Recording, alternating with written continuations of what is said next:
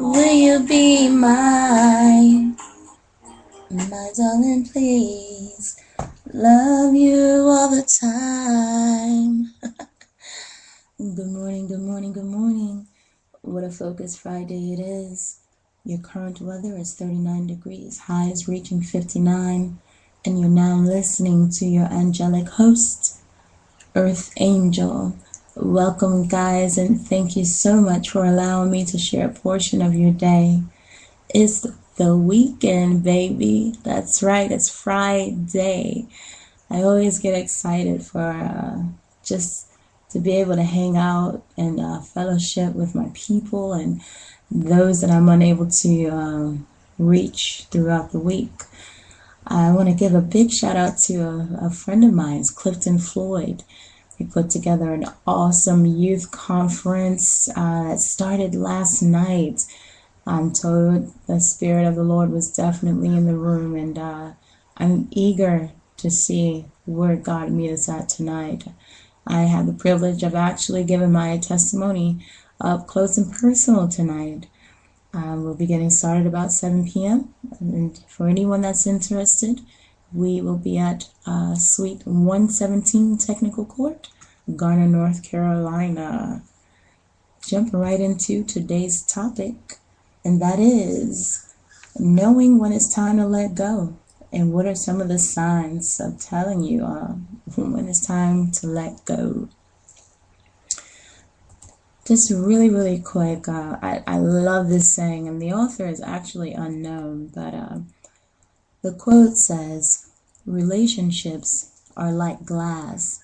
Sometimes it's better to leave them broken than to try to fix them by hurting yourselves and the other person by putting it back together. That is so profound, and I think a lot of us can actually attest to that if we begin to be honest with ourselves. Letting go is indeed a process. Some of us carry in our future lives relationships from the past hurts, past things that you guys did together that brought some type of fulfillment, a level of enjoyment, a first-time experience, or even your first-time loves. Unfortunately, there becomes a time and a place for everything, and you don't want to continue your journey of life continuously bringing the mental baggage, the emotional baggage from all of your relationships, because in general it's not fair to the current person. It's kind of like that person is dating your ex-lover, your ex-husband and wives, and so we got to know how and when it's time to let go. Put the period at the end of the sentence, stick a fork in it, it's done, and move on out. Easier said than done. I know for people like myself, I'm divorced, and I was married for 12 years, and even that process of letting go was a journey for me. I didn't know that I'd let the marriage go a long time ago, and I was just surviving what was going on, surviving in the marriage for my children. And little did I know, I let it go a long time ago in my head. Still carrying the marriage in my heart, though. And it's weird how those things can actually blend together. So for myself, it began to be a process, like a very slow process, actually, because I think what happens in the mind is, wow, it's 12 years invested. That's 12 years of getting to know someone's habits, getting to know their likes and dislikes, getting to know what makes them tick, what makes them happy, and their patterns. And so I think what happens in the mind of some people, myself included, is, do I really want to let this part of my life go just to have to invest it into someone else? Do I really want to get to know a new person all over again? And that's kind of scary, guys. I'm still single after 3 years because I don't even know if I want to invest myself into another person. That's, oh, I don't know about you. I mean, you guys can kind of chime in on that part of it. Send me an email, tweet me, or Facebook me, and you can email me at ladycromwell@gmail.com, or tweet me at Lady Cromwell, or Facebook me at Tashia Cromwell. I'm interested to hear what you guys have to say about that part of it. Freedom is a choice, and I can boldly say that, and that's freedom from anything and everything. And this Knowing When to Let Go series is not just about relationships. This is also about things that have brought you some type of traumatic experience in life. It could be a death. It could just be anything that actually penetrates the mind on a level of too much consumption. And so, when looking at that, let's take a mental checklist. If it doesn't bring you any type of joy, if it doesn't build you up spiritually, if it doesn't build up your morale system, if it's not educating you, then it's time to let it go. If every time you focus on that situation and it brings back a memory that causes you to be down in your day, causes you to overeat, causes you to lose sleep, drink, or be irritated, guys, it's time to let it go. Kick it in the bucket, 2 tears, forget about it. If not, you're going to be walking around in your life spiritually, emotionally dead.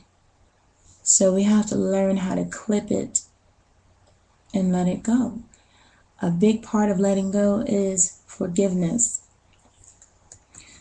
And I know for a lot of us that has been wronged by people or any situations, forgiveness can be something, man, that's a process. Matter of fact, that's what my next show is going to be on. We're going to do a series on forgiveness, because people, they don't understand how powerful that process is.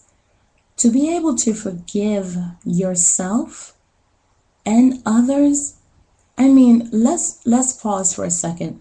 Let's focus on, what does forgiving yourself look like? There are so many things that I can honestly say in my personal life that today I'm still forgiving myself for. And I learned from a friend of mine, so shout out to Dr. Tiffany Blakeney. She is amazing. She's my best gal pal, and she just brings it, man. And I can just remember her taking me to lunch and her saying, baby, you gotta let it go. You have to forgive yourself, because you were made for greater things. And if I didn't start to forgive myself on a lot of things when she said that, I can imagine where my mental state would be today. And today I strive and I work on forgiving myself.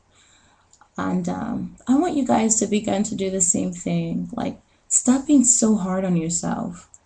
Life happens, situations happened, and if they didn't happen, like, can we really say we're living? I don't think so. So let's start with something small today. Let's take a pledge of forgiveness today. Today I pledge to forgive myself. No matter what the circumstances or situation is, I will take further steps, small steps, in forgiving myself. Because the greater outcome is the best outcome for my life, and that is for me to be the best man or woman that I can be today in my greatest mental health. Can we do that today, guys? I like that. I like that. I want to challenge you guys to really, really focus on forgiving yourself. Because guess what? When you forgive yourself, forgiving someone else is that much easier. It really is. It helps you take a broader look at what the situation is and what really happened in the situation. So Let's focus on forgiveness. Yeah. So forgiving someone else, someone who has wronged you, man, I don't know. Like, you're talking to a woman who was so stubborn and mean. I could carry on a grudge for years, and I do mean years. It wasn't until I gave my life to Christ that I began a forgiving process, and it was so funny, man. When God does things, He has the biggest sense of humor. Can I get a witness? Like, who else sees God out there just kind of laughing at every single thing? And I think, the Bible speaks about His laughter. Is the Bible speaks about how big His laugh is, and when I think about that, I just say, like, Lord, your sense of humor is so humongous. He places us and he gives us these situations just to see if we're actually abiding by his words. And forgiving someone else, man, for me, has been whoa. I never wanted to forgive anyone, and especially not my attackers or abusers and the naysayers. I never wanted to forgive those people. And I never felt that they deserved it. But, God's perfect timing right now is just like, Tashia, guess what? You're going to forgive whether you want to or not. Because I said so. My word said so. And you do what my word says. You abide in my words, and my words are good. They're plentiful for my life. And I want to encourage everyone today just to look at a situation in your life, and if you can go to that person and just say, you know what, I forgive you. Even if you don't want to go to them physically, maybe an email or a text message, a Facebook message, or even just forgiving them in your heart, man. And the next time you see them, instead of walking by them and not speaking, speak, and speak from the heart. And watch how light you'll begin to feel that day. We walk around with too much on us, like entirely too much on us. And life isn't meant to be lived stressful. Let's forgive. Let's begin that process today.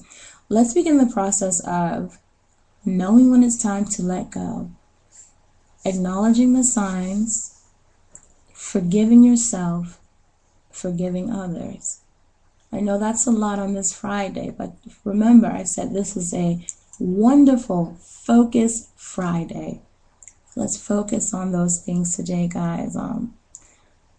Before I let you go, like, here are a little bit of signs that'll tell you when it's really time to let go.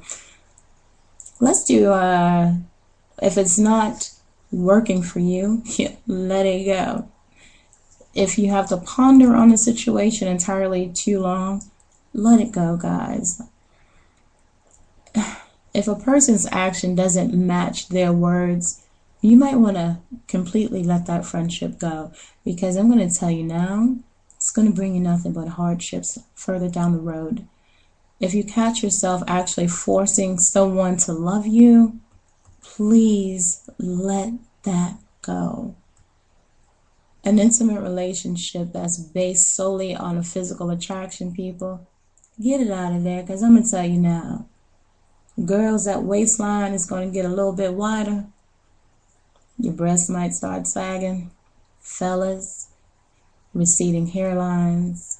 The belly may start to protrude.